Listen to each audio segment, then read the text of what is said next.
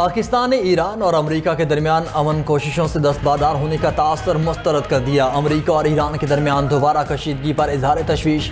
ترجمان دفتر خارجہ طاہر حسین اندرابی نے نیوز بریفنگ میں کہا، ایران امریکہ کشیدگی کسی کے مفاد میں نہیں، فریقین تحمل کا مظاہرہ کریں۔ پاکستان آبِ حرمت سے تجارت اور تیل کی بآسانی ترسیل پر یقین رکھتا ہے۔ پاکستان موجودہ علاقائی صورتحال پر گہری نظر رکھے ہوئے ہے۔ اسلام آباد مفاہمتی یادداشت پر عمل درآمد جاری رہنا چاہیے۔ پاکستان مسائل کے حل کے لیے مذاکرات پر یقین رکھتا ہے۔ تمام تنازعات کا حل مذاکرات اور سفارتکاری میں مضمر ہے۔ پاکستان تمام فریقین کو جنگ سے گریز کی ترغیب دیتا رہے گا۔ امریکہ اور ایران کے ایک دوسرے کے اہداف پر حملے۔ آبِ حرمت کے قریب اور ایرانی ساحلی علاقوں میں درجنوں فوجی اہداف پر شدید بمباری۔ چابہار، اہواز، سیرک، بندر عباس اور جزیرہ کشم دھماکوں سے لرز اٹھے۔ اہواز میں بچوں کے کینسر اسپتال کے قریب میزائل حملہ، اسپتال سے ہنگامی انخلا کیا گیا۔ ادھر امریکی حملوں پر ایران کا بھی بھرپور جواب۔ خلیجی ممالک میں امریکی فوجی اہداف پر حملے۔ اردن، عراق، کویت اور بحرین میں امریکی تنصیبات کو میزائل اور ڈرون سے نشانہ بنایا۔ پاسداران انقلاب کا اردن کے الازرق ایئر بیس پر مواصلاتی نظام اور فیول ڈپو تباہ کرنے کا دعویٰ۔ کہا کہ کویت میں امریکی ریڈار اور عراق کے قصر میں امریکی فوجیوں کو نشانہ بنایا۔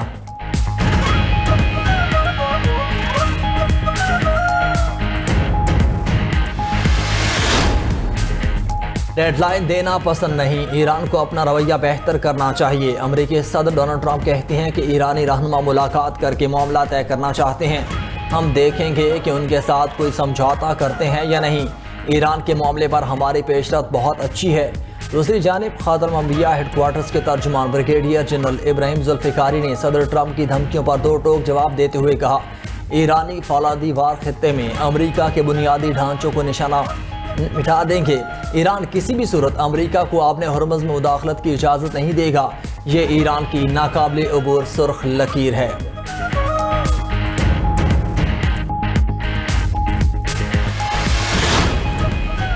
عالمی مارکیٹ میں بڑھتی قیمتوں سے پاکستان میں پیٹرول کی قیمت میں اضافے کا خدشہ۔ ملک میں صرف 15 روز کی ضرورت کے برابر پیٹرول ذخائر باقی۔ آئل کمپنیز کا انتباہ۔ OCAC کے مطابق ملک میں صرف 3,70,000 میٹرک ٹن پیٹرول ذخیرہ موجود ہے۔ ذرائع کے مطابق آئل کمپنیز نے روزانہ کی بنیاد پر قیمتوں کا تعین کرنے والی افواہوں پر سپلائی سست کی۔ آل پاکستان پیٹرول پمپ اونرز ایسوسی ایشن نے روزانہ کی بنیاد پر پیٹرول کی قیمتوں کا تعین کرنے کی حکومتی تجویز مسترد کر دی۔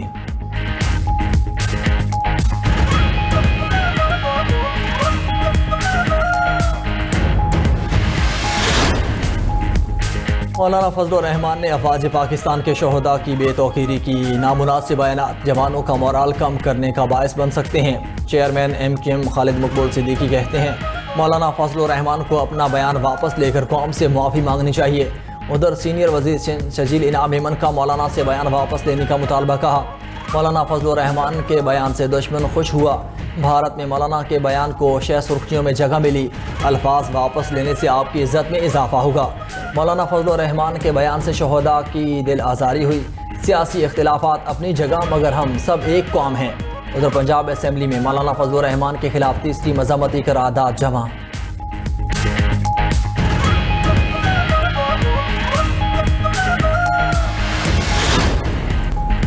وزیر اعلیٰ مریم نواز نے عارف اعلیٰ میں Nawaz Sharif school of eminence کا افتتاح کر دیا۔ افتتاحی تقریب سے خطاب کرتے ہوئے کہا کہ پنجاب کے جوانوں میں بہت ٹیلنٹ ہے، وسائل کی کمی کے باعث نوجوان تعلیم حاصل نہیں کر پاتے۔ پنجاب حکومت خوابوں کی تعبیر تک نوجوانوں کا ساتھ دے گی۔ Nawaz Sharif school of eminence Punjab کی ہر تحصیل میں بنے گے۔ دوسری جانب مریم نواز نے 5 اضلاع میں گرین الیکٹرک بس سروس کا باقاعدہ افتتاح بھی کیا۔ لیا، سیالکوٹ، چنیوٹ، اوکاڑا اور مری میں گرین الیکٹرک بسیں چلیں گی۔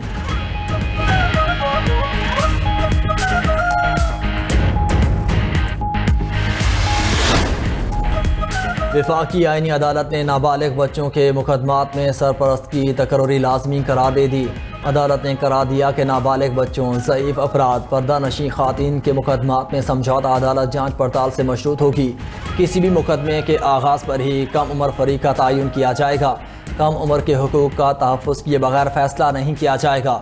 عدالت نے ہدایت کی کہ کم عمر افراد کے لیے ذاتی مفاد نہ رکھنے والے کو سرپرست مقرر کیا جائے گا۔ نابالغ سے متعلق ملکیت کے تنازع میں غیر ضروری عجلت نہیں کی جائے گی۔ آئینی عدالت نے فیصلے کی نقول تمام عدالتوں کو بھجوانے کا حکم دے دیا۔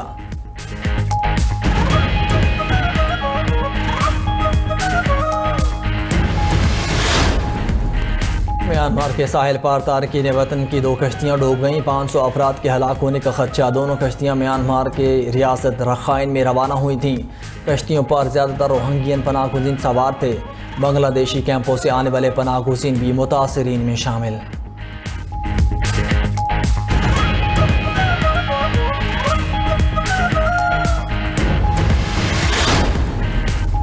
برطانوی شہزادی این اپنے سرکاری دورے پر تھائی لینڈ پہنچ گئیں۔ حکومتی ہیڈ کوارٹر پہنچنے پر شاندار استقبال کیا گیا۔ شہزادی کی تھائی لینڈ کے وزیر اعظم انوتین سے ملاقات، دونوں ممالک کے درمیان باہمی تعلقات پر گفتگو ہوئی۔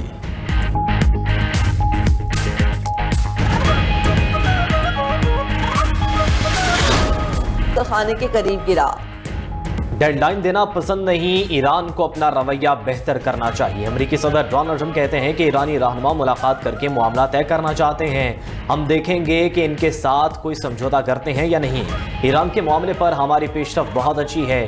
اسلامی جمہوریہ ایران ہمارے اقدامات سے خوش نہیں ہے۔ ایران کے خلاف فیصلہ 47 سال پہلے ہو جانا چاہیے تھا۔ پچھلے سے دور بروقت فیصلہ کر لیتے تو معاملات آج کہیں زیادہ آسان ہوتے۔ مزید کہا کہ ایران نے زیر حراست امریکی شہری کو چھوڑ دیا۔ امریکی خاتون باحفاظت ملک سے باہر آ گئی ہیں۔ اقدام ایران کی نیک نیتی کو ظاہر کرتا ہے۔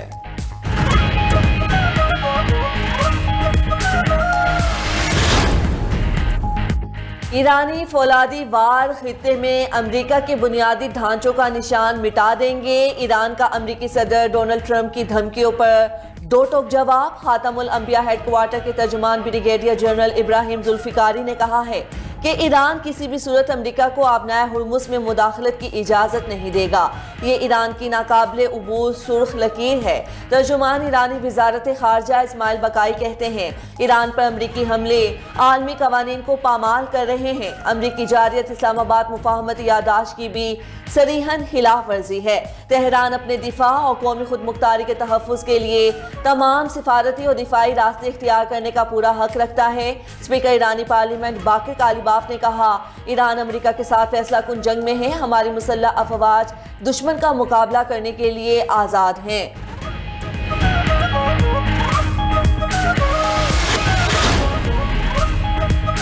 سپریم کورٹ نے نیب قانون ترمیم کیس کا فیصلہ محفوظ کر لیا۔ وکیل نے دلائل دیے کہ ہائی کورٹ کے حتمی فیصلے کے خلاف اپیل آئینی عدالت جائے گی۔ ہائی کورٹ سے ضمانت نہ ملنے پر کیس سپریم کورٹ سنے گی۔ جسٹس محمد علی مظہر نے ریمارکس دیے کہ نیب قانون کے مطابق اپیلیٹ فورم وفاقی آئینی عدالت ہے۔ ضمانت کیسز میں سپریم کورٹ اپیلیٹ اتھارٹی کیسے بن سکتی ہے؟ سپریم کورٹ ضمانت کیسز سنے، اس کے لیے قانونی راستہ دکھائیں۔